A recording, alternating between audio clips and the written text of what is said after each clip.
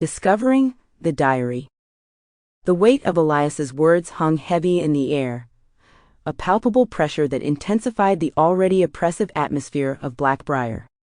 His departure left Ava feeling strangely bereft, the silence that followed echoing the emptiness she felt inside.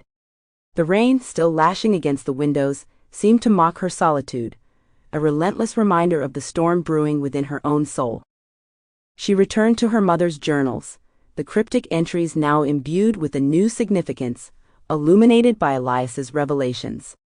The veiled allusions, the unsettling imagery, they no longer seemed like random ramblings of a troubled mind, but rather coded messages, fragments of a larger, more sinister puzzle. The melody, the recurring motif that haunted her dreams, seemed to pulse in the very structure of the house, resonating in the creaks of the floorboards and the sighs of the wind whistling through the broken panes. Driven by a desperate need for answers, Ava began a more thorough exploration of the house, armed with Elias's maps and a growing sense of foreboding. She traversed the echoing hallways, her footsteps echoing in the vast emptiness, the shadows stretching and contracting like living things.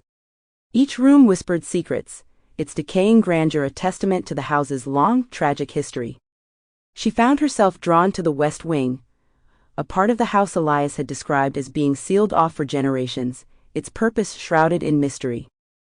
The air in the West Wing was colder, heavier, as if the very walls themselves were holding their breath.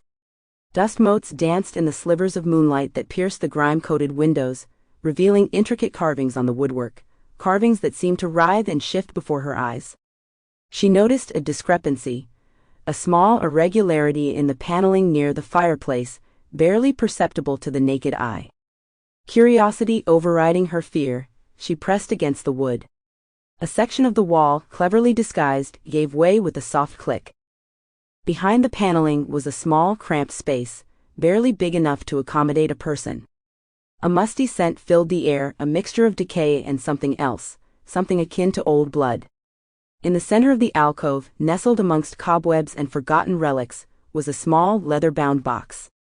Its surface was worn and faded, the leather cracked and peeling, but the brass clasps were still intact. With trembling hands, Ava opened the box. Inside, nestled in faded velvet, was a diary. Its cover was tarnished, its pages brittle with age, but the crimson stain that marred its surface was unmistakable. It was a blood-stained diary. A wave of nausea washed over her. She recognized the script on the cover, her mother's handwriting. But this was no ordinary journal. This diary held a darkness that seemed to emanate from its very... Sample complete. Ready to continue?